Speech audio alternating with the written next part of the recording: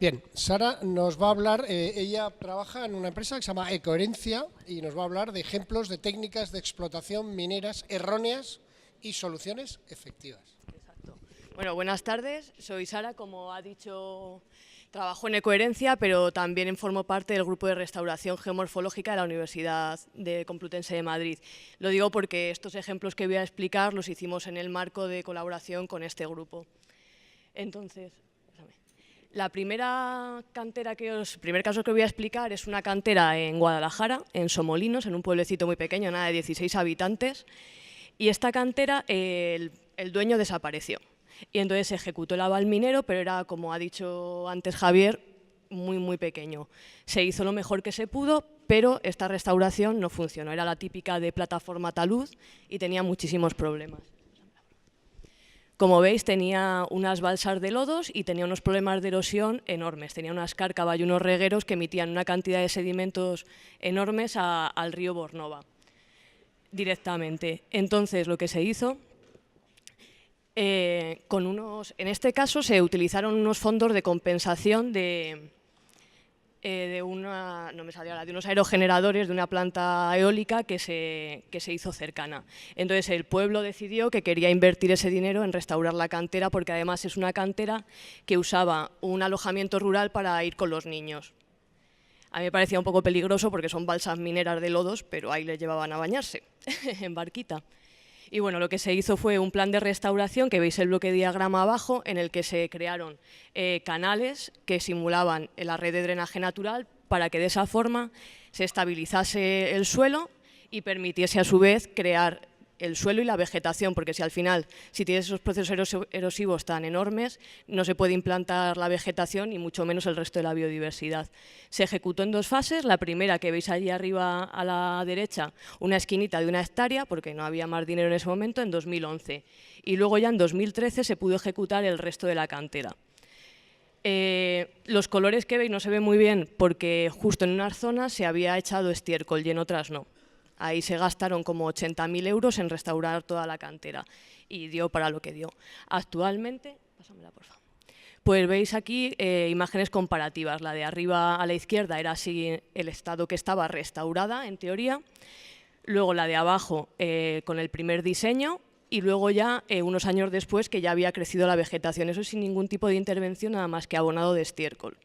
O sea que ha ido progresando muy bien. Tiene el típico encaje de los canales porque se acomoda, porque tú no puedes ir con una regla ahí al milímetro, pero bueno, está funcionando muy bien y no emite nada de sedimentos a la red de drenaje. Estos son pues más sitios de la cantera. Aquí os pongo abajo el detalle del frente, porque lo ideal habría sido hacer voladuras en el frente, pero no se pudo, entonces el frente está evolucionando y se está cayendo. Hay que tener cuidado, se ha puesto una vallita para que la gente no se acerque, pero está evolucionando y al final pues quedará algo más naturalizado que un frente de 30 metros liso. Y esta es la última comparativa. Allí al fondo veis unas naves que eran también de la explotación, pero no se pudieron quitar porque eran de, ¿cómo se llama?, la uralita. Entonces pues costaba más quitar la uralita que hacer toda la restauración, así que bueno, se pensó que era mejor hacer la restauración. Y aquí esta foto es para que veáis que también se intentó respetar todo lo posible los elementos naturales que había, porque bueno, al haber pasado un montón de años, pues también había vegetación ahí. Entonces aquí se aprovechó un escarpe rocoso que había en medio de la cantera para hacer un salto de agua y de paso respetar los pinitos que había ahí. Y aquí es una foto también aérea del final de la restauración. Bueno, ya han pasado más años y está ahora todo con vegetación, pero era también para que vieseis todos los puntos de vegetación que se respetaron a lo largo de la cantera.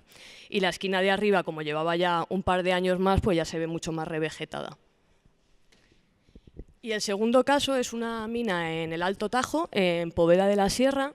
Y esta es una mina inactiva, una mina de caolín, de minería de contorno, y ahí lo que tenían era un problema muy grande porque había una escombrera que había taponado un valle, y esa escombrera se había empapado de agua y tuvo una fractura en la parte superior y un desplazamiento de toda la escombrera hacia la vaguada, y todo eso iba a un arroyo y directamente luego al río Tajo, en pleno parque natural. Aparte de la escombrera esa grande, que es el redondel más grande que se ve a la derecha, se actuó en otras dos zonas. La de la izquierda es un canal de meandros que se hizo y la otra pequeñita es otra pequeña escombrera, bueno, otro cacho de esa escombrera anterior que acababa en una balsa. Entonces se hicieron 3 actuaciones. En el deslizamiento grande se trataba de estabilizarlo y de drenarlo, y en los otros 2 lo que se trataba era de laminar las avenidas para si había un desbordamiento de las balsas o una rotura de las mismas, no acabase rompiendo abajo y llegando los sedimentos al río Tajo. La imagen de arriba es una reconstrucción digital que hicimos de cómo era la escombrera antes del deslizamiento y de la rotura. Y en la foto de abajo se ve cómo en la parte superior se ha hecho una rotura semicircular y toda la escombrera se ha deslizado hacia el valle. Y eso avanzaba varios centímetros a la semana. Pásamela, por favor. Bueno, aquí son 2 detalles más para que lo veáis más de cerca. En la de abajo se ve la rotura en cabecera del deslizamiento y en la de arriba se ve pues todo el deslizamiento y el destrozo de la escombrera que estaba ocurriendo. Y para restaurarla lo que se hizo es la imagen de arriba es ya restaurado. Aquí no se trataba de arreglar toda la escombrera, digamos, porque estaba tan empapada de agua además que era imposible meter ahí máquinas, se quedarían atrapadas. Entonces lo que se hizo fue remodelar la parte superior para evitar que entrase escorrentía por ahí y se siguiese infiltrando el agua, y se hicieron 2 canales alrededor para drenar todo ese agua y que acabase en el valle de forma natural. Antes de construir los zigzag, que veis que son 2 canales que rodean la escombrera en zigzag, se hicieron unas plataformas. Así primero se alisó y luego ya pudo ir el bulldozer creando los canales en zigzag que imitaban los canales naturales que hay en el entorno, que son suficientes y dimensionados para evacuar toda esa escorrentía. Bueno, aquí son 2 detalles más de la parte de arriba, cómo se remodeló, y de la parte de abajo, que no sé si se aprecia.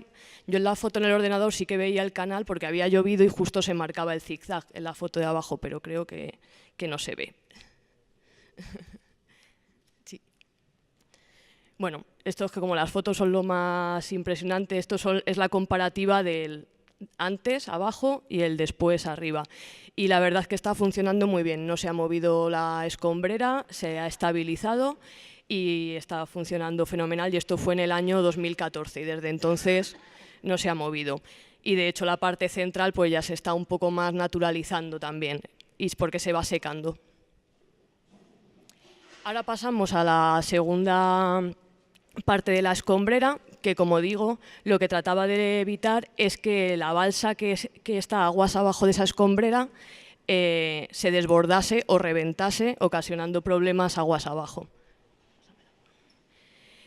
Esta fue una intervención más chiquitita y está justo al lado de la otra. Ahora hay fotos en que se ve mejor. Y esto también era un canal en zigzag y, como veis, acaba en una balsa de sedimentación, de laminación.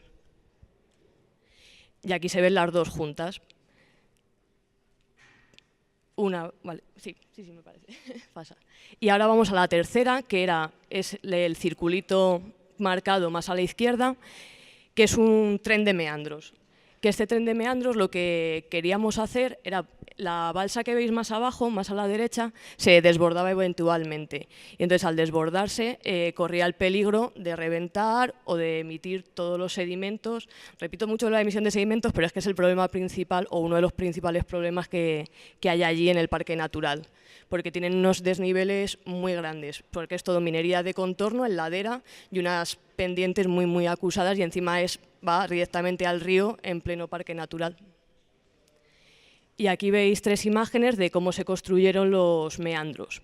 Los otros eran canales en zigzag porque tienen pendiente mayor al 4%, y estos son en meandros porque tienen una pendiente menor al 4%. Entonces estamos imitando a la naturaleza, se dimensionan igual que los canales naturales para que sean capaces de soportar toda la lluvia, toda la escorrentía que les llega de forma natural. Y de esta forma se ha conseguido que si hay avenidas, hay desbordamientos, estos se laminen, pierden fuerza y a la vez estos meandros son capaces de que al perder esa fuerza el agua vayan sedimentando la carga en suspensión en el fondo. Entonces no llegaría a la balsa que hay aguas abajo y aumenta el mantenimiento, aumenta la vida útil de esas balsas. Porque estas, no lo he dicho, pero estas 2 restauraciones no requieren mantenimiento, que es uno de los grandes problemas de las restauraciones mineras.